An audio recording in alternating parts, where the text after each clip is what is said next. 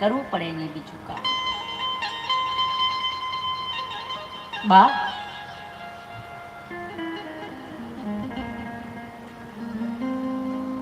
એ 70 પૂરા થાય પછીનો જે પીરિયડ છે 81, 82, 83 ને 84.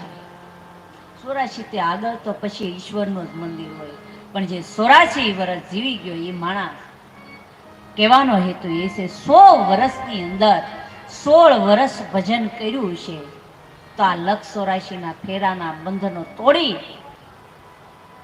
આ 99 નદીઓ પાર કરી અને વૈકુંઠના રસ્તે તમે ચાલશો. જ્ઞાન રૂપી સાધુ સંતોએ આ 100 એકડાનું જ્ઞાન આપ્યું, 100 વર્ષની આયુનું જ્ઞાન આપ્યું છે. બા તો માં ભગવતી ભવાની એની માને એમ કહે છે કે માં, મારી ઉંમર ભલે નાની હોય, હવે મારા પતિની પ્રાપ્તિ કરવા માટે ગાઢ જંગલની અંદર હું તપસ્યા કરવા માટે જાઉં છું. તો માં ભવાની માને સમજાવી ગાઢ જંગલની અંદર ભજન કરવા માટે ગયા છે. પ્રાણેશ્વર મહાદેવનું સ્મરણ કરવા લાગ્યા છે. 1 વર્ષ સુધી કંદમૂળ ફળ ખાધા, પછી છોડી દીધા. વેલીઓના પાન ખાધા, એ છોડી દીધા. 1 વર્ષ વાયુનું ભક્ષણ કર્યું છે. તો માતાજીએ એકટાણા કર્યા એટલે ઉપવાસ કર્યા. સ્ત્રીઓ વ્રત ને નિયમો લે છે. બાપ શ્રાવણ માસની અંદર વ્રત ને નિયમો લે, એની અંદર ઉપવાસ અને એકટાણા આવે. ઉપ એટલે વાસ, બાપ ઉપ એટલે નજીક, વાસ એટલે ના શરણોમાં. જે દિવસ તમારો ઉપવાસ હોય, સત્યનારાયણની કથા હોય, તે દિવસ ઉપવાસ કરતા હોય તો એના શરણોમાં રહીને ભજન કરવું. એ ઉપવાસ તમારા જીવનનું કલ્યાણ કરશે. ઉપવાસ હોય તે દિવસે ખાવું નહીં, દોડે રાખવું, ખોટા વિચારો કરવો, એ ઉપવાસ ન ગણાય. 100 વાર જમો, પણ ઉપવાસ એને કહેવાય. ઉપ એટલે નજીક, વાસ એટલે એના શરણોમાં. એના શરણોમાં ગતિ રાખો, એના શરણોમાં બેસીને શાંતિથી ભજન કરો. વર્ષમાં 1 જ દિવસ કરો.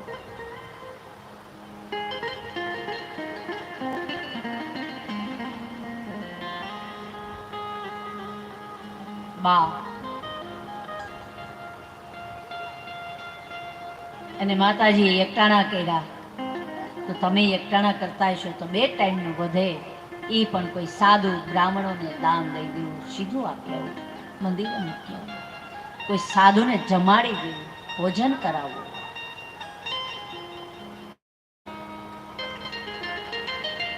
ત્રણ 3000 વર્ષ સુધી માતાજીએ ભજન કર્યું.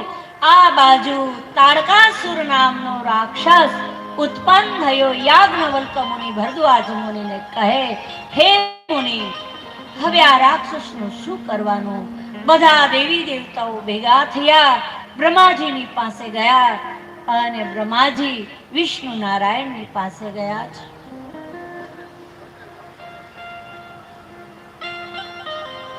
નારાયણ કહે છે કે ભગવાન શિવજી સમાધિમાં બેઠા છે. જો શિવજી વિવાહ કરે તો એના પુત્રનો જન્મ થાય, એ આ રાક્ષસનો વધ કરી શકે.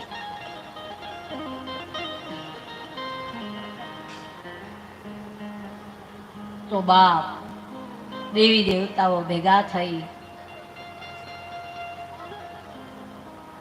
ભગવાન શિવજીને સપ્ત ઋષિઓ મળવા ગયા છે. જે દિવસ સમાધિ લાગી પહેલા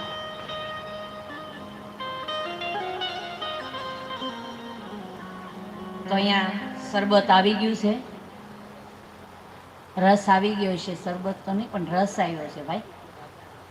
સત્સંગ રૂપીની અંદર આ પટાગણની અંદર રસપાન કરી લો, અને જે કાંઈ ફાળો ફંડ આવતો હોય એ પણ બોલજો. અને આ ગામની અંદર મહાદેવનું મંદિર ખરેખર